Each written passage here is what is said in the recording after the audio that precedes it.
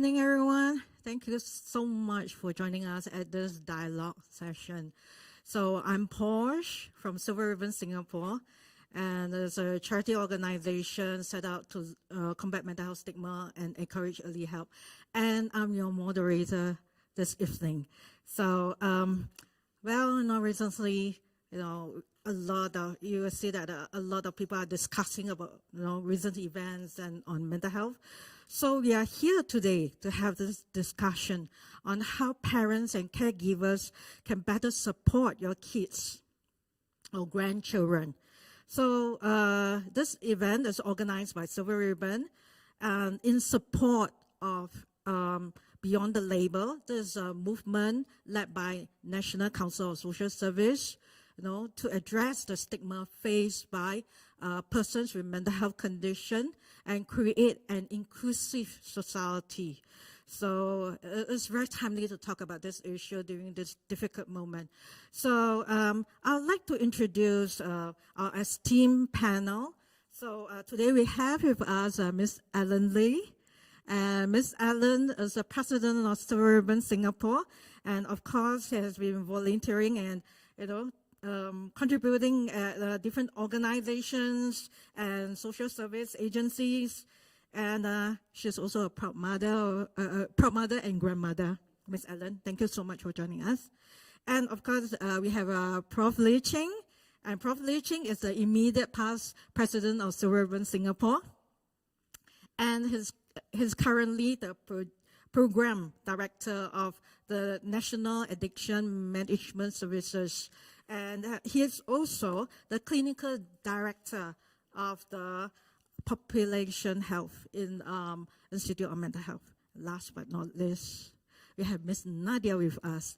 And Ms. Nadia is the counselor and project leader at the Tri-Sector Associates. And she's also serving as an advisor to 𝗵𝗃𝗲𝗄𝗧 grassroots organization. And she's also the member of parliament for 𝗵𝗃𝗲𝗄𝗧. And she last served as the panel advisor to the youth court. And she often speaks out about social issues concerning mental health, youth, and health, of course. Thank you so much once again. Thank you. Yeah, for joining me this evening. So, talk non-stop, right? We're going to end at 12 midnight. So, yeah. So the thing is, according to the Singapore Mental Health Study led by Institute of Mental Health, which was announced in 2016, that 1 in 7 Singaporeans might have experienced mental health issue in their lifetime, or mental health condition in their lifetime. So the thing is, according to World Health Organization, there's this famous term, no health without mental health. So first of all, I'd like to invite Ms. Ellen Lee. Would you agree with this term? Oh, definitely, because every thinking person must have health, good health actually, good mental health, to be able to do all the things that they want, to be able to carry out their duties, to serve the country, to take care of their family members and things like that. So if you don't have good mental health, there's no health actually, because our brain, our mind, our thinking controls all of our actions. It helps us to define our roles, our responsibilities, our goals, our perspectives, and things like that. So if you're mentally challenged and you are not able to think straight, you are plagued by negative emotions and things like that, then you definitely will not be able to offer your best, in whatever that you do. That's what I believe. Yeah, Ms. Ellen, so you are saying that, with good mental health, we are able to achieve our goal, and it's also responsible for our actions as well. Yes. Thank you, Ms. Ellen. And Prof. Lee, what's your comment on this? No health without mental health. Yeah, I totally agree. I echo what Ellen had just mentioned. I think it's important for us to understand that a lot of attention always will focus on physical health, which is definitely important. But I think physical health and mental health are intricately related. So if one is sick, for example, physically, you will not feel happy either. So similarly, if one have a mental health issue, it will also affect the person functioning. So for example, you're depressed or you're anxious, you may not be able to go for exercise, or you may not have the mood or the energy to go for exercise. So I think the emphasis should be both physical health and mental health, both correlated together, and attention should be focus on both. And I think that should be our focus. I really like the way you phrase it. Physical health is equally important as mental health, which a lot of people overlook that. At times when you speak to someone, how are you taking care of your health? Oh, I'll go jogging or something. Mental health, I don't know how to answer you. So how about Miss Nadia? What do you think? Yeah, thanks very much. And thank you so much, everyone at home, for joining us. I really want to echo what Prof. Lee said. I think it's complementary how these two things go together. And like the example Posh gave, for example, if you are about to exercise, you would think about stretching, you would warm up and then you exercise and then later you cool down. And similarly, just like, I think during COVID-19, a lot of us just keep going, right? We've been working from home, taking on these different roles, and so many things have changed. And sometimes when people ask you, how are you doing? It's very instinctive to just say, oh, I'm fine. Or like, oh, I'm okay. But, when you think about the amount of effort we put into looking after ourselves physically, I think it's also important to think about how we do that mentally at any age, however old we are. Thank you, Ms. Nadia. You mentioned about the age. Though it doesn't matter whichever age, like myself aging, I still want to emphasize on mental health, right? So the second question, what are the common concerns of parents and grandparents when it comes to mental well-being of children or grandchildren? So Ms. Ellen, you're the proud grandmother and mother. So what do you want to share about this?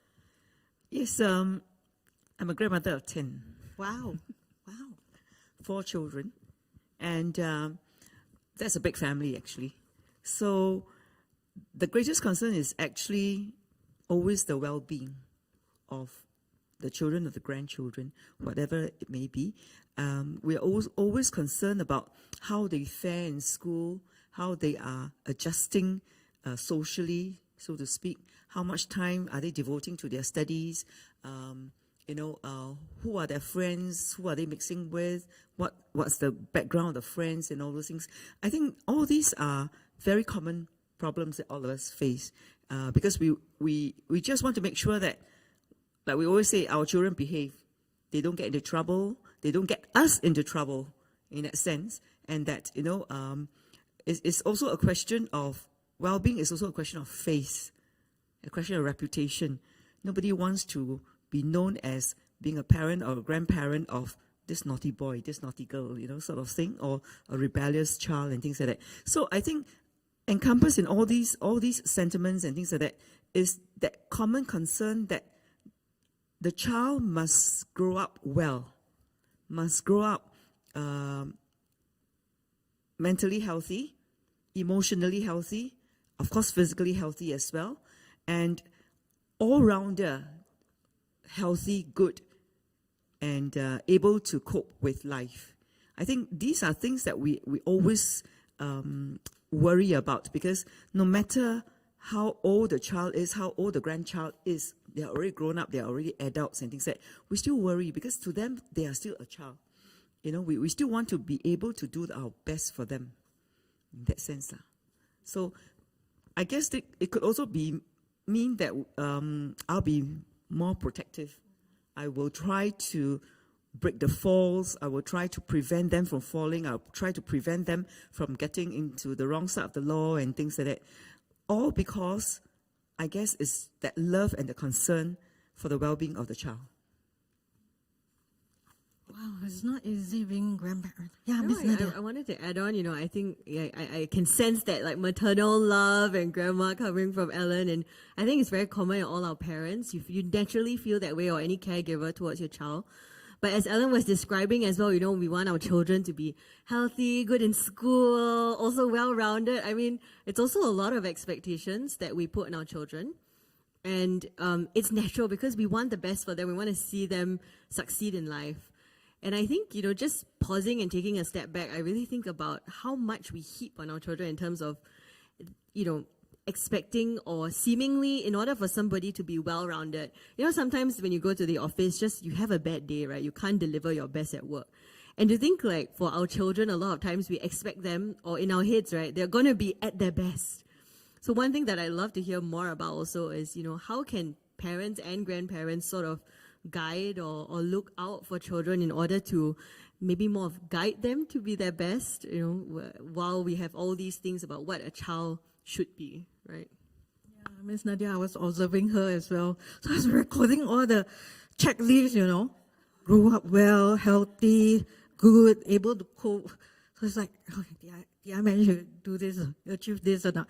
So not easy, of course. Of course, like we come across a lot of parents coming forward, and they start crying in our counseling room and said, "My child is not doing the homework.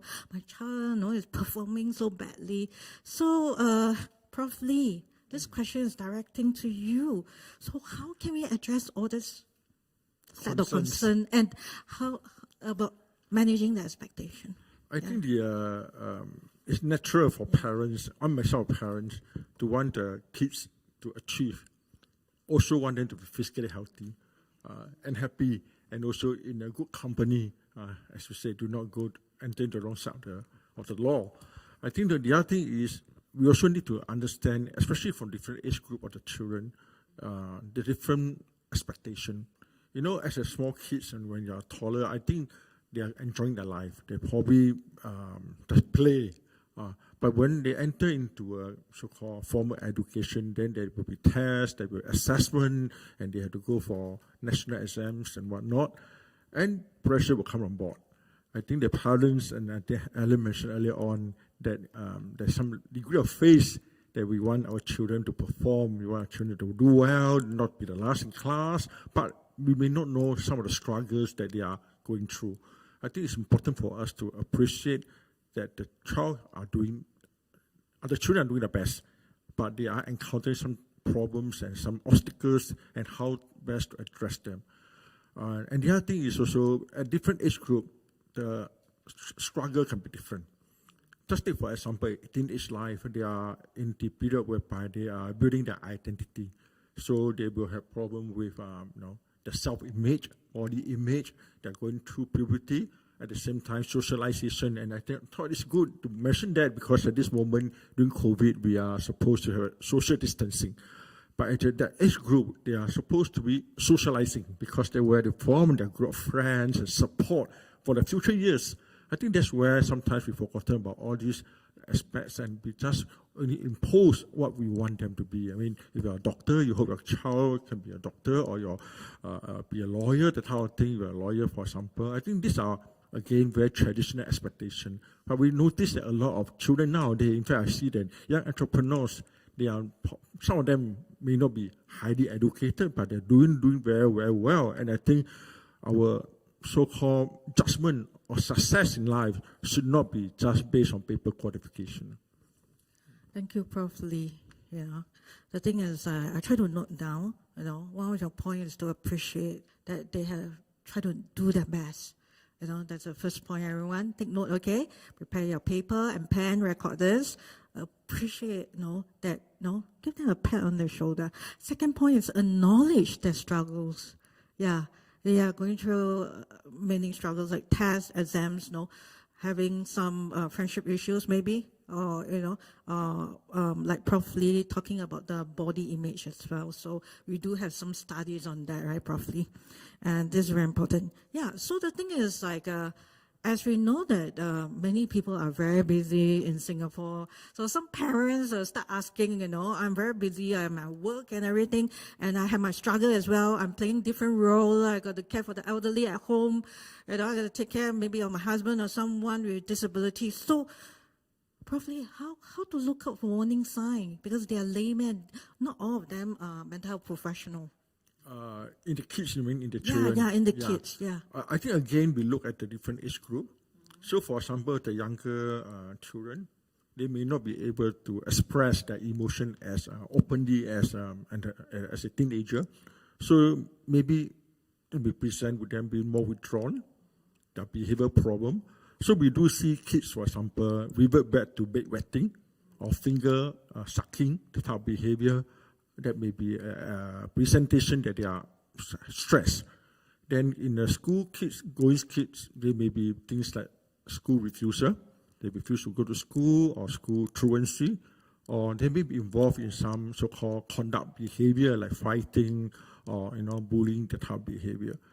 And in the older teenagers, there may be other behavior. For example, fortunately, at least not so common in Singapore, there may be things like drinking, substance abuse, the type. So these are the behavior symptoms that the parents or the grandparents can look out for. But there may be emotional symptoms, like, for example, they come up withdrawn, they're less happy as before, they don't talk to you as much, or they appear to be depressed. They are essentially whatever that interests them in the past. For example, on weekends, they will go out with the family members, but now they are not going out, they don't talk too much to you. And then I think nowadays a lot of kids are onto gaming and handphone or computers and whatnot. So I think a lot of attention need to place on this, because we may not know who are the people out there that they are associating with. I think lastly, I just want to touch briefly about peer support, i.e., especially those teenagers. We know that sometimes they may not talk to parents because they find the parents a little bit old traditional, or what we call 𝗬𝗃𝗲𝗄𝗃. So they want to talk to people around the same age. So I think we also need to maybe know who are their friends, invite their friends to the house, get to know them. So we should also know what are they doing. I think this is also can put us at ease. Wow, interesting. Like all this warning sign, everyone. I hope you take note of it. To recap, is like Prof. Lee has kindly actually categorized all the signs at the different age group. So for the younger ones, look out if let's say they become withdrawn, finger sucking or big wetting, all this. Or, for the next age group, could be refuse to go to school, and then, they start isolating themselves, right? And then for the oldest one, maybe engage in drinking, substance abuse, like what you said, and feel depressed. So as what you said, to recap, that is like you advise all the parents to get to know their friends. Who are they mixing with? So thank you, Prof. Lee. And let's come to help seeking. I think this is very important, right? So according to the Singapore mental health studies, more than 3/4 of the people with mental health condition did not seek any professional help in their lifetime. And that's really disturbing, right? So what are the common concerns of parents and grandparents when it comes to getting or encouraging your children and grandchildren to come forward to seek help? And how about Ms. Ellen? What is your comment on this? I guess, again, it's very natural for parents or even grandparents to be conscious of the fact that the child should not be stigmatized. If the child goes forward to seek help for mental health issues and things like that, because there's always this concern that how are they going to face the world? How are people going to react to them if they know that they have got mental health issues, or that? Because I don't think the general public or ordinary men on the street will try to categorize the different types of mental health issues as those of us who are slightly more knowledgeable, other than Dr. Lee Cheng. Will be able to categorize and things like that, because there are different gravity. Actually different degrees of mental health challenges and things like that. But I think the simple thing that comes to people's mind is that I don't want my child or my grandchild to be thought of as mad, crazy, and should be locked up and things like that. And then people will try to distance themselves and try not to befriend them, call them names and things like that. And this will affect the child's growth and things like that. So because of these concerns, and they were also not sure whether or not if the child goes to seek help, there will be a record, particularly for working parents or grandparents, for instance. They'll be very concerned that if the child goes to work, they may be asked whether or not they had a mental health condition before. And of course, if you answer yes to that, no job lah. And then if you don't answer yes to that, you don't even answer it, and when it got found out, again, also no job. All these are real concerns that parents or grandparents would have, because you just want that protective instinct comes in, and it is because of this protective instinct, that's why they think that it's okay, it's all right, they don't need help, I will try to help. I will try to see how I could help overcome the thing, or maybe it may not be so serious, but because they are not trained professionals, they may not understand what exactly is the child facing at that point in time and how they could be helped. So I think there is still much more to be done in terms of general education, public knowledge, share how we can put aside all these concerns and actually, although we're all focused on the child, focus on the correct things that we want to help the child with and not on the negative aspects. Because I think more importantly, how you help the child, what methods you use to help the child would be very, very important for the child. Because the child has to respond to the treatment. The person who is not well is actually the child. But it cannot be that because of all the other secondary concerns that you overlook the most important serious problem that the child is facing. Thank you, Ms. Ellen. First, you listed out all the concern, and of course, to be down to earth and acknowledge the concern. Yes. Yeah, and address it. And Ms. Nadia, during your Meet the People session, sometimes I know you always speak to all your residents. I see you at the market opposite my house. So the thing is, usually, what are the concerns they will share? Grandmom and mother, parents? Yeah, thanks very much for asking. And, I just wanted to pick up on something which you said earlier. I think, parents or grandparents, you're very busy. And part of, looking after a child is your caregiving responsibility. And sometimes when, a child exhibits certain behavior, for example, maybe bedwetting or refusing to go to school or don't want to eat or, don't want to wake up, you see it as, why so leceh? Like, why so mafan? Already I have so many things to do, and now you're causing this problem to me. And I think, it's very understandable in our busy world why parents or grandparents can feel that way.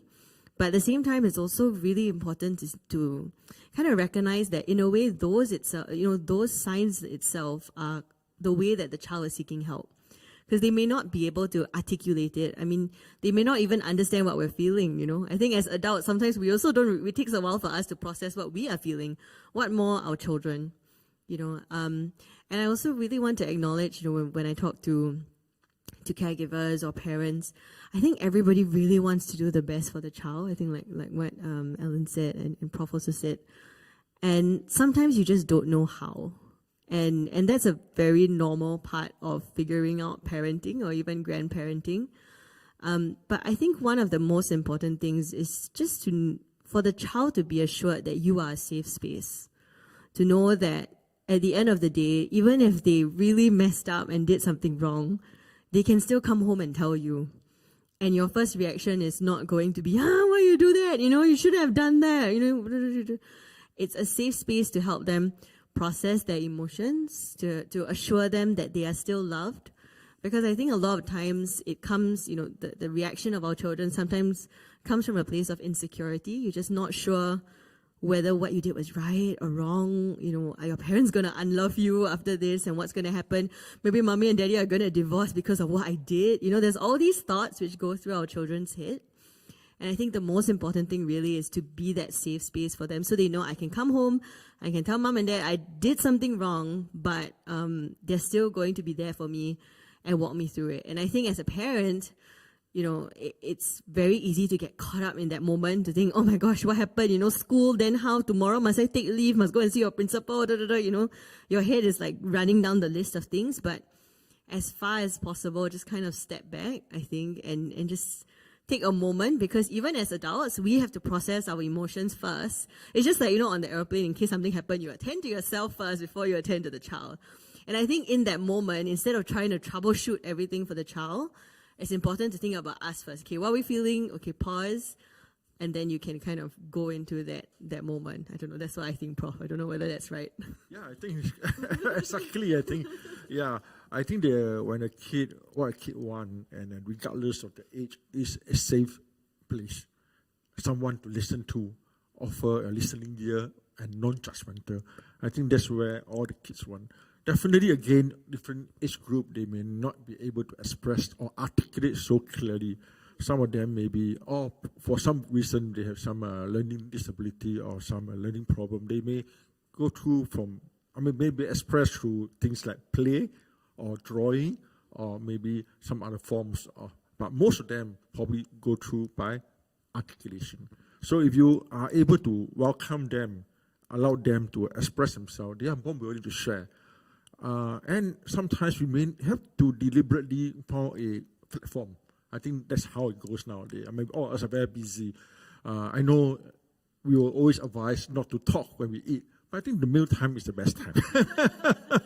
We thought the meal time is the best time. You all sit down together while you comment on whether food cooked by the mommy is good or not. At the same time, we can talk about how the school today.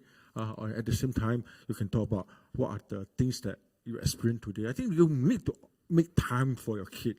And for maybe younger kids, the best way probably is maybe while you are story reading to them before they go to bed, to understand them more. So I think it's important for us to make the time for our kids.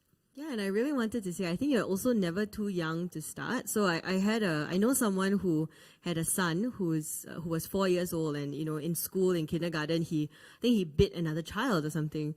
And what this parent did was, he did shift work, so he's really busy, and a lot of our parents are very busy. You may not be able to, carve out that 1 hour. We're always rushing around. But what he did was he just had, he actually bought bandung for his child at before bedtime. So they went to sit downstairs at the kopitiam, and the father sat across this 4-year-old boy, and this 4-year-old boy had bandung, and the father had tea, and just kind of processed it with him, what happened in school, right? So I think that it's very understandable that we're very busy. You may not be able to carve out that beautiful 1 hour that we aspire to, but even those little moments, I think can mean a lot to a child if you just make that time, that assure them that you're there for them.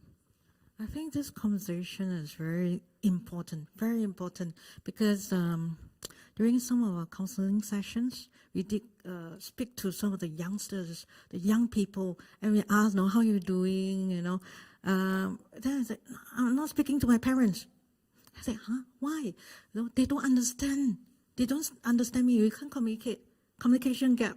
So what you're talking about, creating a safe space, assure them, create a safe space, for them to share their struggle and their thoughts. This is very important. And of course, not too stern, of course, what you say, over meal. Yeah, because at times I ask some of the youngsters, I'm not joining, Every time my parents just ask me, how's your grade? How's your study? How is your exam? So, it's about managing our expectation, also adjusting our mindset, right? Thank you so much. It's important. Paul, can I just add something about this thing about mental health and mental disorder? I think earlier on we mentioned about some concern. Yeah, very helpful. I think it's important for us to recognize that even person with mental disorder, which is that recognizable or diagnosable mental illness, they can also have good mental health because they know how to support themselves, they get support from the loved one, they take their medication or they go for therapy, so they can so-called handle all the stresses well. But a person who has no mental illness, for example, can also have poor mental health. Yeah, doesn't mean you must have a mental disorder to have poor mental health. A person who has no mental illness because, like what I said earlier on, no support, financial problem, poor coping skill and whatnot, also cannot manage the struggle. He or she may not exhibit a behavior or condition or symptoms amounting to a mental disorder, but he or she is still having poor mental health. So I think it's a dimension to recognize between mental health, or what we call mental wellness, and mental disorder. Yeah. I think this is very important because there are some people who say, oh no, we are free from mental illness, so it's okay, we just go on taking out, more CCAs, participating in more activities, and you start breaking down, you're wondering why. So this is very important. And we move on to self-care. This is a, very important topic, right? Even for ourselves, whether mental health professional or layman, this is very important. So the question is how can we take care of our own mental well-being while supporting our children and people around us? Because along the way, I actually have parents coming forward to us feeling very stressed out while they are caring for their kids. Some even went to MPS, Meet the People session. MP Nadia, can you please help me? My kids are having some issues. So the thing is, some parents will say, why me? why I have a kid like that, or why my child, why this happened to me? So they'll start feeling terrible, and sometimes they feel lousy about themselves. Is it my fault that I'm having a child with mental health issue? Why this? So the thing is, like, what are your advice or suggestion, Ms. Ellen? I think it's difficult to acknowledge that we have a mental problem. Not so much as mental disorder, but that we are mentally not well because certain things have happened, the stresses at work, in relationships, COVID and job promotions and all these, not getting well with colleagues and things like that. I think all these things do affect all of us. It's a question of, are we recognizing that problem as a problem that needs to be solved? Because if we don't recognize it as a problem, then it will never be solved. We just sweep it under the carpet. But the fact is that even if you sweep it under the carpet, it will not go away. It will still come back to haunt you in other ways. And I always believe in taking stock of myself to check, why am I unhappy? What is it that is bugging me, and what am I going to do about it? Will dwelling on the problem get the problem away? Or is it necessary for me to talk it out, depending on what it is, talk about it? Maybe I have misunderstood certain things. Maybe my perception was wrong. I need to hear what the explanation is and whether or not I could accept the explanation. And if I cannot accept the explanation, why? I guess it's the legal mind working, huh? You need to break down all the problems, to all the little solutions and things like that in order to be able to reach at a reasonable conclusion, so to speak. Because basically, it affects us, it hurts us, and things like that. So if we don't want to take some time to acknowledge it at least, then we will never be able to get out of that situation. And I think the other thing that is very important for self-care is we cannot solve all the problems ourselves. No matter how small or how big the problem is, we still need to talk it up with people who are in the know, people who are able to be objective about the whole thing and then to offer a solution. And I think that is actually the best part of it, of solving the problem for self-care. The only obstacle I feel is that I must put down my pride. I must really go down to ground zero. Forget about who I am, forget about what I am, forget about what I have achieved. Acknowledge that I have a problem, I need help. Can someone help me? And not to be ashamed of it. I mean, if you didn't do it, it's nothing to be ashamed of. Even if you have done it, yes, feel ashamed and then try to make amends. I guess that is something that we all have to learn to do. And I'm learning in the process. I'm learning too, Miss Ellen. So your advice is to acknowledge the issue, acknowledge that we are in need of help. Okay, self-evaluation. Talk about it. We can never solve every problem, so it's always good to talk about it, and help is always available, right? Yeah. And Miss Nadia, what's your comment? Yeah, wow. Actually, I have a lot of thoughts. It's ending at 12 midnight, so okay. It's okay. Go ahead. I think one of the things I wanted to say is that, self-care looks different for everyone. And I think really, a lot of times it's almost, if let's say you had I think like what Ellen was saying, if you have a broken ankle, for example, you wouldn't keep just saying, okay, well, some people would, but you shouldn't basically every day just go ahead and still run. Right? You need to know, okay, I'm going to maybe do a different kind of exercise first. I'm going to pause. Or I'm going to, wear an ankle guard. But you're going to take these steps in order to fortify your ankle so that you can, start running or walking again. And I think that's really important for mental health as well. You can't keep going. We're not machines. So there are different forms of self-care. And even as you care for someone else, I speak with caregivers, for example, who... it's really tiring because you give up a lot of yourself in order to care for the other person. And along the way, sometimes you may feel like, I'm losing myself. Why am I doing this? Is the person may be different to me now? Let's say you look at a parent who has dementia or something, and the person is no longer who you started off with. And that can be very difficult for caregivers, especially, children who look after their parents, for example. Or even, for example, parents, if you have a child who, has a certain disability or may not be, what you imagined your parenthood to be. But I think it's important to know that those are kind of expectations or things that we see as, this is what we think is normal.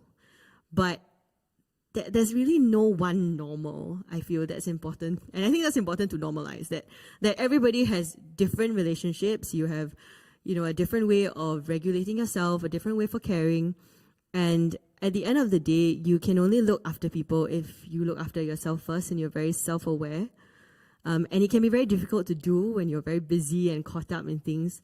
But it is really important to recognize, that self-care can even be just, for that 1 hour where somebody else is accompanying your parent or your child or your spouse or whoever, but you go and, get your hair washed, or you go and jog downstairs, or you go to the market and just enjoy looking at fruits, whatever it is, right?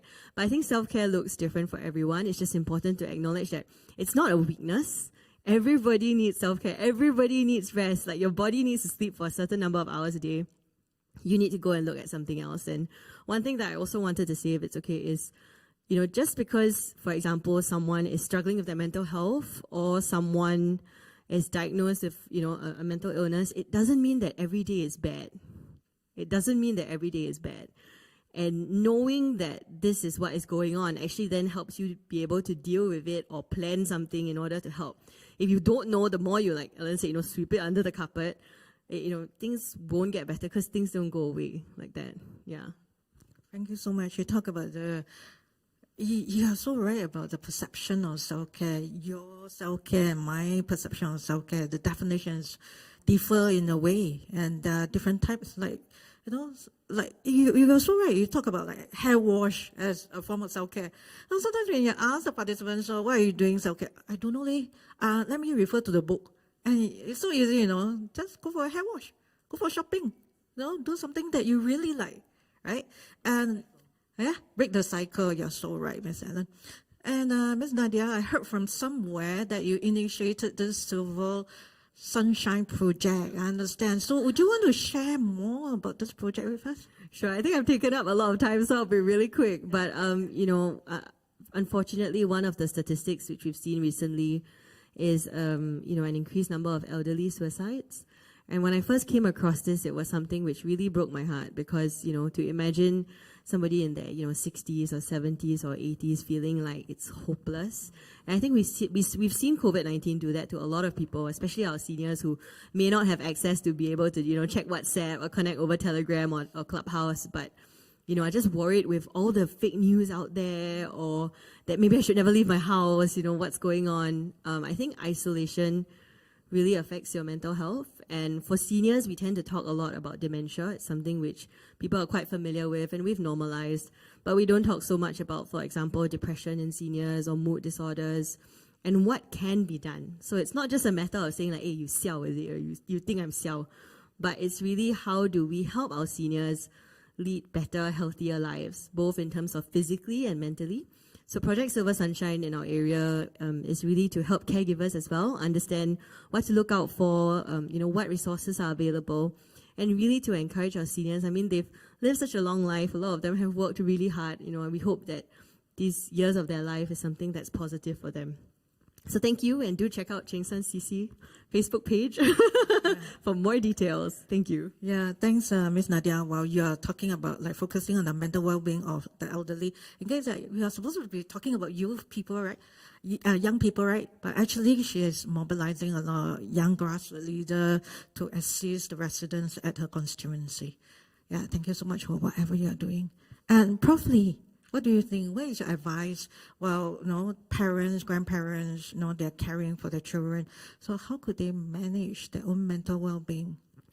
I think it's important for them to recognize that stress can present with multiple forms or facets.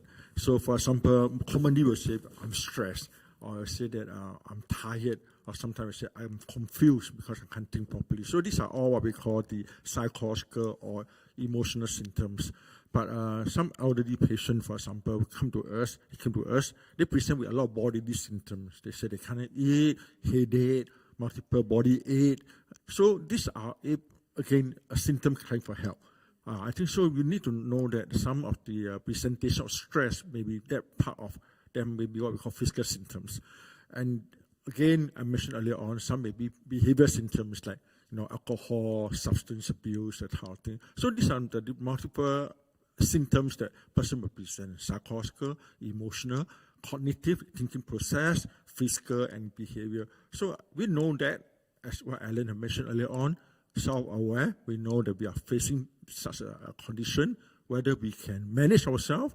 So it's a stress management. If we can't get help from the people who are surrounding you, your loved one, some people get help from spiritual or religious support. Some people get help from friends, from colleagues, and then from the community.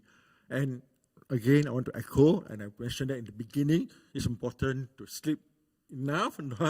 You say, sleep enough. Him looking at me like, okay, yeah, I'll sleep early today, Prof. I'll try. Sleep enough, good number of rest, and exercise, appropriate exercise, as you said, and also eat healthy food, keep yourself, because these are all related. If you are physically healthy, you're mentally healthy, you're mentally healthy, you're physically healthy. So I think these are all how you manage yourself. But lastly, we always say that in the end of the day, you start with symptoms that are prolonged, symptoms that are severe, or symptoms that are affecting your function. For example, you're a working adult, you can't work, you are a housewife, you can't do the housework, or you can't be taking care of the family, or a student, you cannot do your schoolwork, or you start to have problem in school or socializing, then you may need to seek professional help early. So 3 areas: symptoms becoming more and more serious, symptoms prolong, and symptoms become a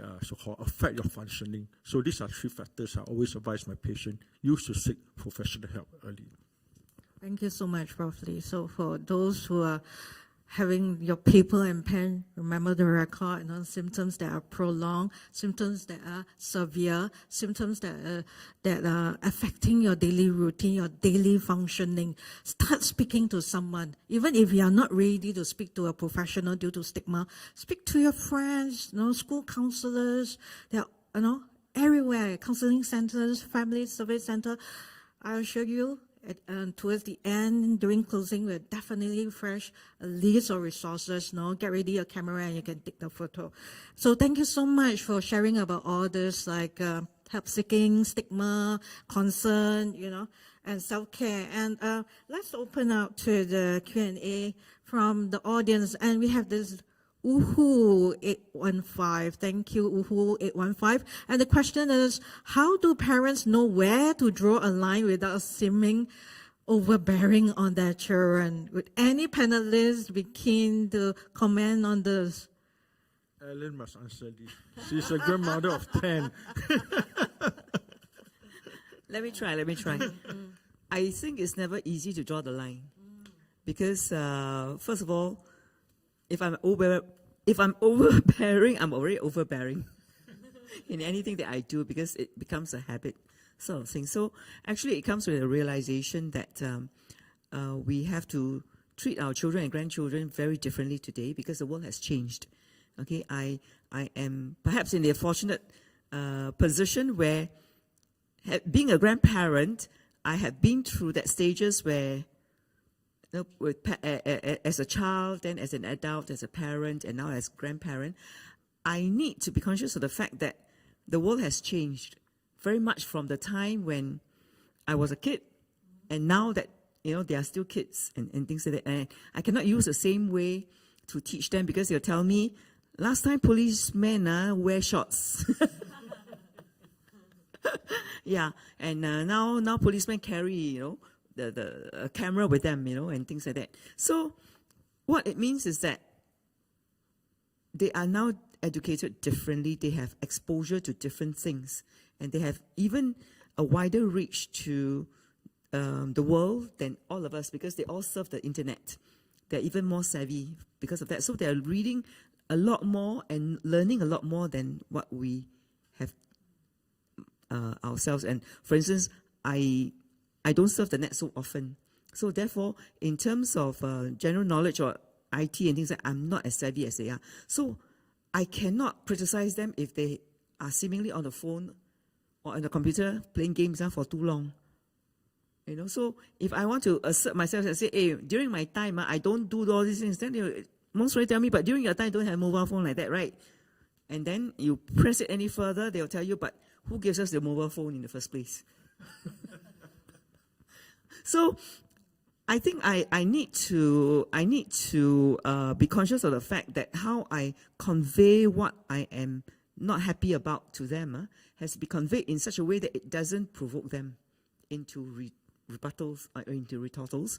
And I do not want them to be able to find an excuse not to be with me, because I will nag, I will scold, I will insist on doing things my way. So that will be overbearing. So I find that actually I have to be very diplomatic and put across things diplomatically as well, in a third party way, and then not hurt feelings, because I guess being in close relationship, the feelings are always more fragile than when you are talking to a third party, because we feel that, or they feel that you are my grandmother, you should know better than any other people, you know, because you watch me grow up, you should understand me better, you know, than to doubt me.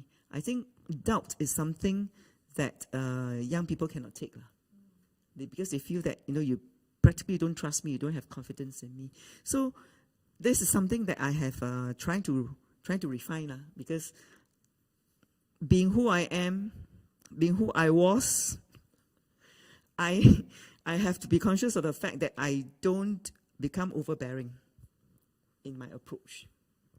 Yeah, so little sharing. Thank you, Miss Ellen. To be diplomatic, not easy. Yeah. I always see all your photos on your Facebook page with your grandchildren. Yeah. And any panelists would like to add on the drawing line? Are you okay? I just want to say that parenting is like playing a kite. You hold on to the string, how you call it, then the kite will never fly. But if you don't, then the kite will fly off, will flew off.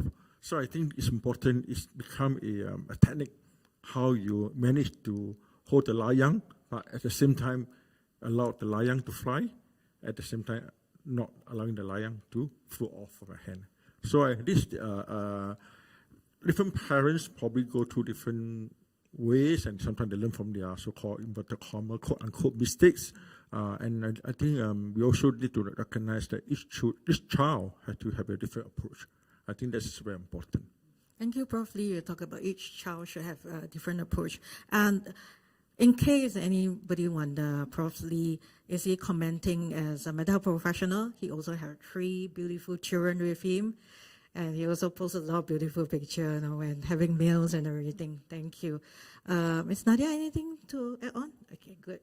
And next question. Thank you, Zan, for your question. We don't really show emotions in our Asian culture. I agree totally with you.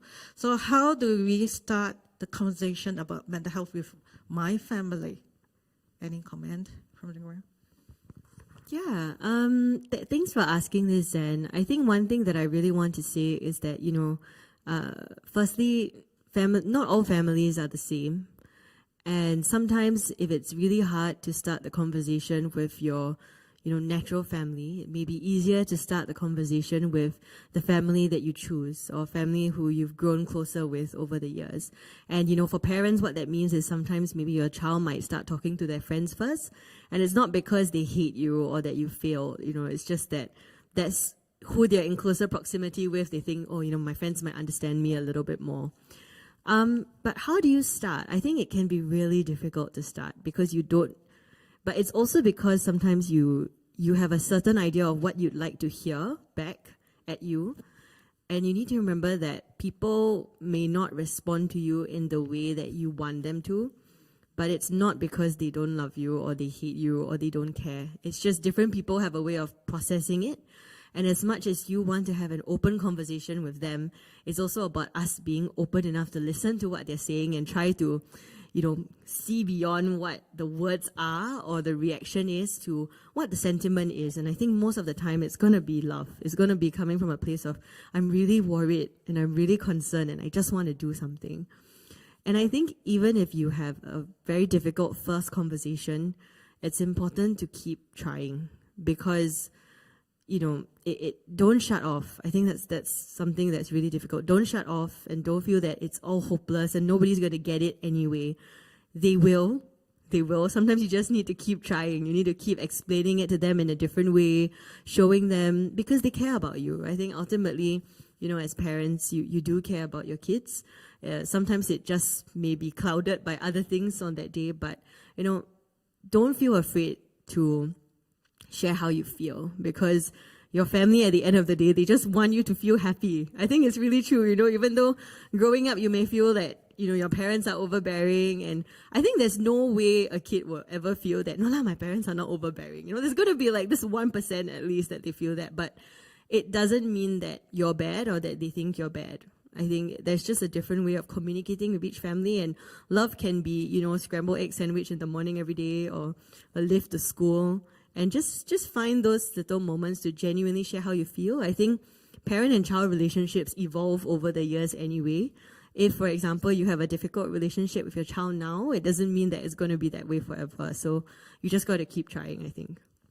I think Zan's question is really interesting about the Asian culture. Some kids start telling me, my mom never hugged me. And then I asked my mom why, but I'm the mother, if I hug later he will lose respect for me, So it's really interesting, right? Do you hug your kids or your loved one? I think different age group lah. This is a conversation about appropriate touch. Correct. I mean, if you are small kids, I think hugging or huddle them is when they are in their teenage. Sometimes they may not want to. I recall when my kids were small, I held a hand, crossed the road and whatnot. Nowadays, they are all in their early 20s. None of them want us to hold their hand across the road. Yeah. They hold my hand. Maybe they will do that. They will do that to me when I'm older, much older, I think so. But I just want to add about this thing of mental health, which I think Nadia had mentioned it clearly, open-minded. I think it's just like when a patient can't see a doctor. The doctor must ask open-ended question. So you don't first ask, how's your mental health, correct? You ask, how are you doing? How are you getting on at work? How are you getting on in school? So you open the conversation rather than you come and say, doctor, I do have fever, what's your temperature? How many times should I take temperature? The type of thing, really a high temperature. Become a checklist.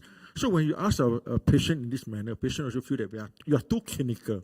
You are too clinical. Similarly, in a home context, you should be able to allow your kids to express what they want to say, rather than, you zoom in, are you depressed? Are you sad? Are you being bullied in school? Ask something more neutral. Get them to talk about it. I think that's where we should start on. Yeah.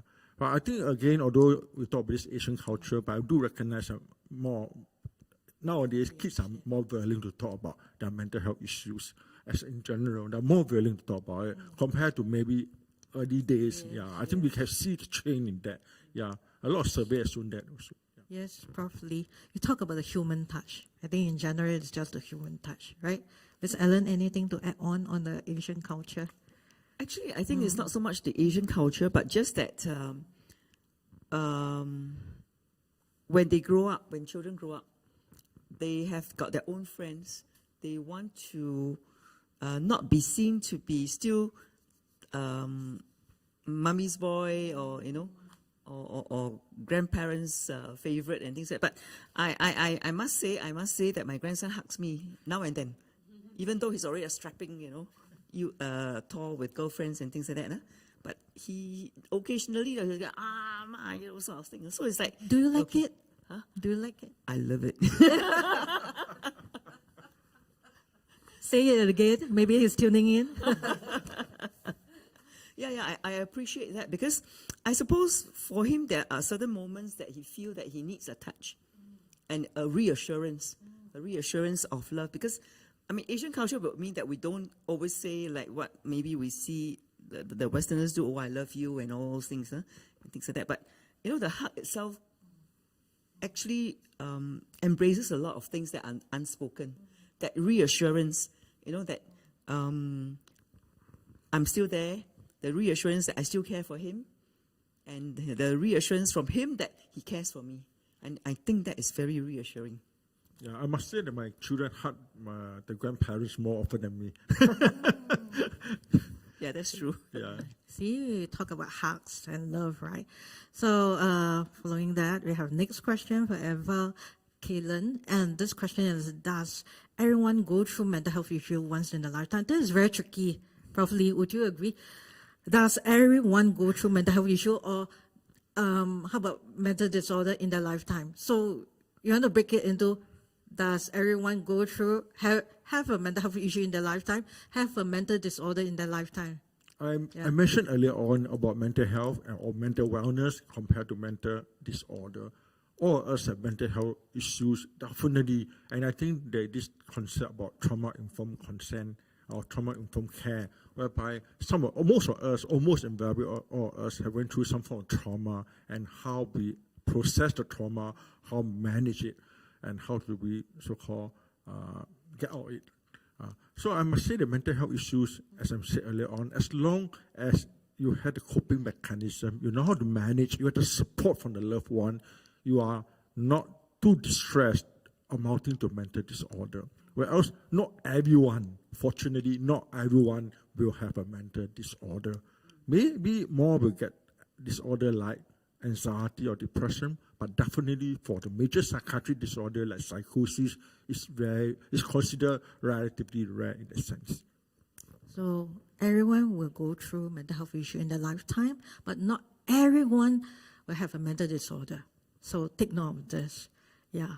So do we have another question before I pop my 100 questions to them? Okay, we have somebody. She breathes. Let it go. My daughter is constantly on her phone, exactly like what Ms. Allen said, right? And I'm worried that this is affecting her mental health, ability, focus. So any advice, Prof. Lee? Yeah. I think this is something we mentioned just now. Nowadays, kids are always on the phone, on the internet, on the computer. I recently just bought a laptop. I asked my son to get it done for me because I don't know how to do it. Yeah, and the kids are all more computer savvy.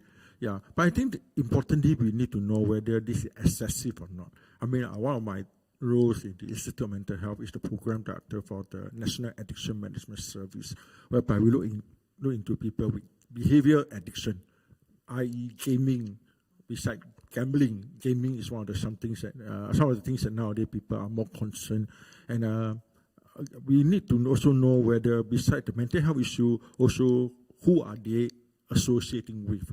I think this is something that's important for us. Lastly, I think I just want to emphasize this chicken and egg thing. Sometimes people, because they have existing mental health issue, that's why they try to escape from it. And because they can't talk to a loved one or friend or whatnot, they go into the internet world to hope to get someone to talk to them. So I think we need to balance these two approaches. Whether it's a computer or mental health issue a computer or gaming start first, or whether it's a mental health issue start first and lead them to getting help from the internet world. Yeah, and if I can just chime in, I think just because somebody is on the phone doesn't mean that it's negative. They could be doing a lot of positive things on the phone, actually, like, seeking, just talking to their friends, being able to talk it out, or even seeking online counseling, for example, or even just reading. I think really, this generation, we grew up with the digital devices. We don't know life. The younger generation now, they don't know life before, an iPhone or Samsung or whatever it is.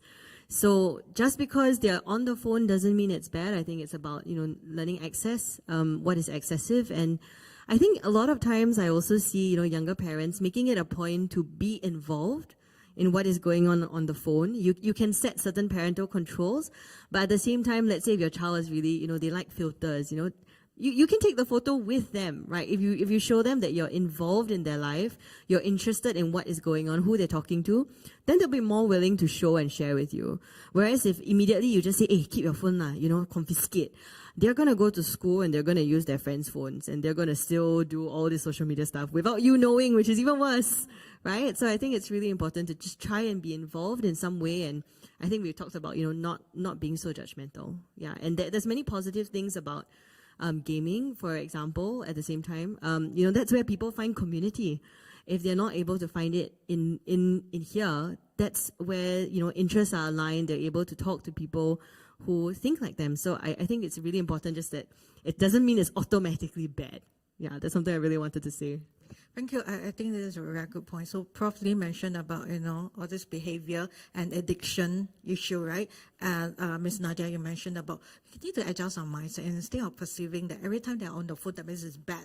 Like what you say, they might be communicating with friends or discussing on projects or homework as well. So we have somebody, Feast. Thank you, Feast.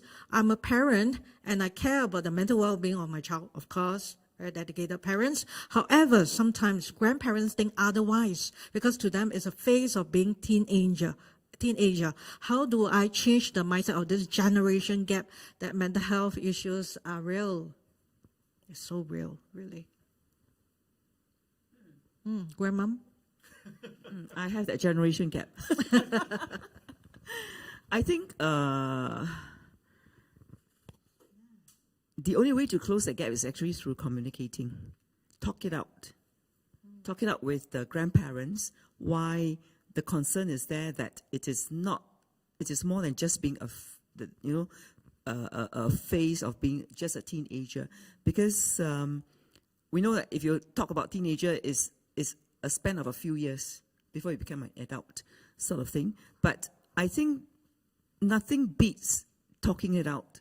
Sharing the concerns, sharing what are the things that really bother you as a parent, and how do you think you want to draw in the grandparents to help to solve the issue. Because of course you look to the grandparents because they are involved in the caring of your child as well, but you do not want them to miss out on the important things that are happening to the child as well. So therefore, the only way to do is to really sit down, identify the problems, sit down and discuss with the child, actually. So it's a 3-generation sort of thing to tell each other what the concerns are, to propose solutions to how the problem could be solved, and then to reach a consensus as to if we can't reach an agreement on what can be done, can we go and seek professional help? Anybody want to add on this generation gap? Earlier on, Ellen mentioned about the stigma seeking help. So I'm not saying that the grandparents definitely have so-called stigma, but sometimes they're in denial, shame, or even just the ignorance or not knowing where to seek help. And not able to identify some early signs or early symptoms of mental health issues. So again, I echo what she just mentioned, open communication, that the parents and grandparents talk among each other. So are their concern. Again, I mentioned earlier on whether the symptoms are long enough, severe enough, and whether it's impact the functioning of the teenage boy or teenage girl. So I think this is where we discuss about it, and we talk about the different areas they can seek help, from FSC to even GP, family doctors who are mental health trained. I mean, not everyone needs to see a psychiatrist, I think, or a psychologist. I think we can have a lot of people in the community that can help them first, and we see how it goes. Yeah. Come to silver ribbon. Thank you. So Ms. Ellen was talking about you need to talk about it, keep the conversation going, and probably talk about it could be due to stigma or stage of denial, right? Ms. Nadia, you have something to add on when it comes to generation gap?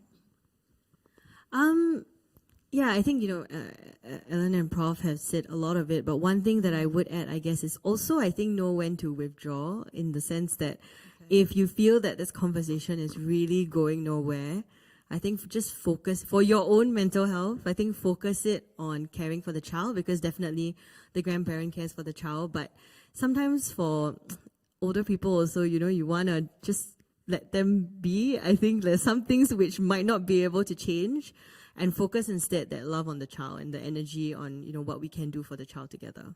Yeah. Wow, thank you so much. Time flies.